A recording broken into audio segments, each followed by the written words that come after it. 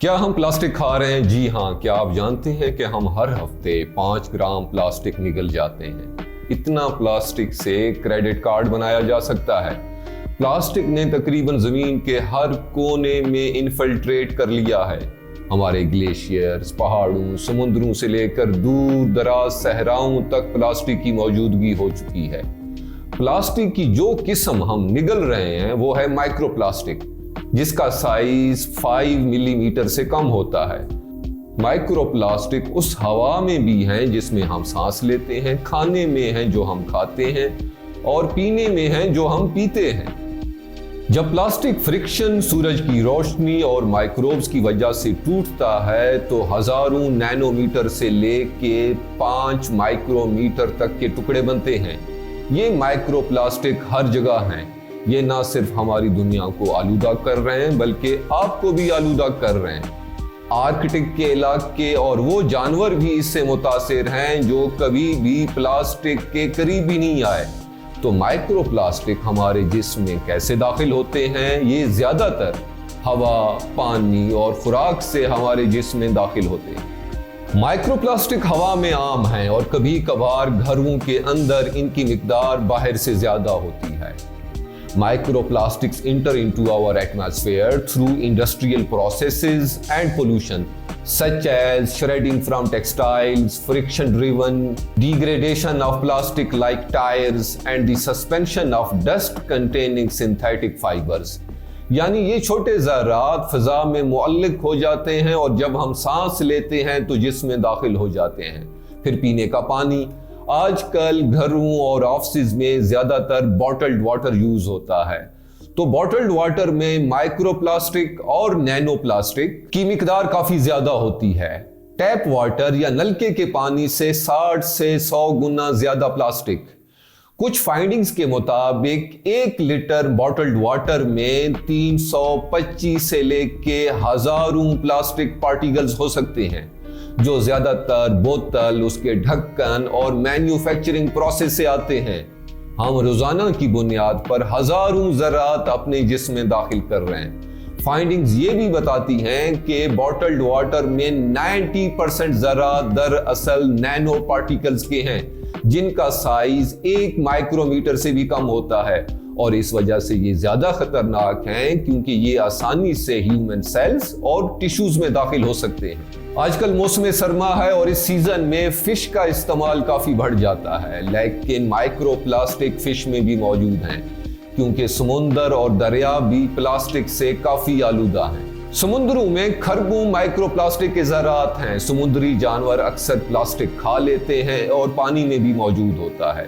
جب آپ سی فوڈ کھا رہے ہوتے ہیں تو آپ وہ تمام پلاسٹک بھی کھا رہے ہیں جو اس نے کھایا ہوتا ہے۔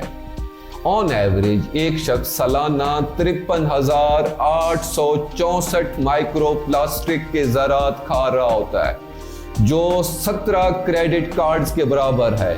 اور اگلی بار جب آپ سی فوڈ کھانے ریسٹورنٹ جا رہے ہوں تو شاید سلاد کھانا زیادہ محفوظ تصور کریں۔ حتیٰ کہ ہم اپنے پہننے والے کپڑوں سے بھی محفوظ نہیں ہیں۔ کپڑوں میں پولی ایسٹر اور پلاسٹک کا استعمال کبھی کبھار 60% تک چلا جاتا ہے۔ مائکرو پلاسٹک اور نینو پلاسٹک انسانی جسم میں تھرو سکن ایبزارب ہو سکتے ہیں۔ آج کل ورکنگ پلیسز پر ٹی بیگز کا بہت ٹرینڈ ہے۔ ٹی بیگ عموماً پلاسٹک سے بنے ہوتے ہیں۔ جب انہیں گرم پانی میں ڈالا جاتا ہے تو پلاسٹک پگھل کر مشروب میں شامل ہو جاتا ہے۔ تو بہتر ہے ہم لوز ٹی لیف اور سٹرینر کا استعمال کریں اور سنگل یوز ٹی بیگ کا استعمال ترک کر دیں۔ اگر فروٹس اور ویجیٹیبلز کی بات کی جائے، کہا جاتا ہے کہ دن میں 4 سے 5 سرونگز فروٹس اور ویجیٹیبل کے کھانے چاہیے۔ But these are also not safe from the grip of microplastic.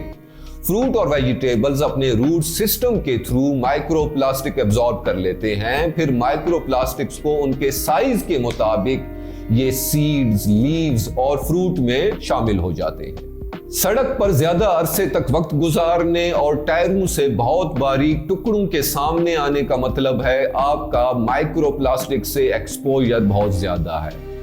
یہ تو بات ہوگی انٹیک کی، لیکن ان کا ہمارے جسم پر کیا اثرات ہو سکتے ہیں؟ माइक्रो प्लास्टिक हमारी सेहत को ऐसे तरीकों से मुतासिर कर रहे हैं जिन्हें हमने समझना अब शुरू किया है। ये खून की नालियों में दाखिल होकर पूरे जिस्म में फैल सकते हैं। साइंटिस्ट्स ने इन्हें जिस्म के हर हिस्से में यानी खून यहां तक मां के दूध में भी पाया है। ये हमारे हार्मोन्स में भी खलल पैदा कर सकते हैं। ये हमारे हाजमे, सांस, फेफड़ों के काम करने और तौलीदी सेहत को नुकसान पहुंचा सकते हैं। इवन ह्यूमन टेस्टिकल्स में भी माइक्रोप्लास्टिक पाया गया है। ये study university of new Mexico में जानवरों और मुर्दा इंसानों पर की गई और ये बात सामने आई। हम अपनी पिछली वीडियो जो कि पॉपुलेशन पे थी ये बता चुके हैं कि पूरी दुनिया में फर्टिलिटी रेट कम हो रहा है और साइंटिस्ट के मुताबिक इसकी बहुत सारी वजूहात में से एक माइक्रोप्लास्टिक हो सकता है।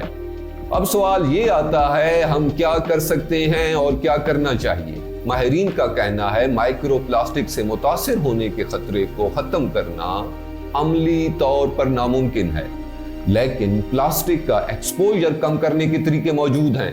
आपको चाहिए कि 5 तरीके आज हम जो आपको बताने जा रहे हैं उन पर आज ही से अमल करना शुरू कर दें। प्लास्टिक कंटेनर में खाना गर्म करने से मुकम्मल तौर पर गुरेज करें। टेम्परेचर प्लास्टिक को तोड़ सकता है और माइक्रोप्लास्टिक को खाने में मिला सकता है। मेरे हाथ में आप एक बॉटल्ड वाटर या सिंगल यूज प्लास्टिक का बॉटल्ड वाटर देख रहे हैं। सिंगल यूज प्लास्टिक का इस्तेमाल छोड़ दें और प्लास्टिक की पानी की बोतल की जगह स्टेनलेस स्टील का इस्तेमाल करें। माइक्रोप्लास्टिक्स टैप वाटर या नलके के पानी में भी पाए गए हैं, लिहाजा फिल्टर्ड वाटर का इस्तेमाल करें।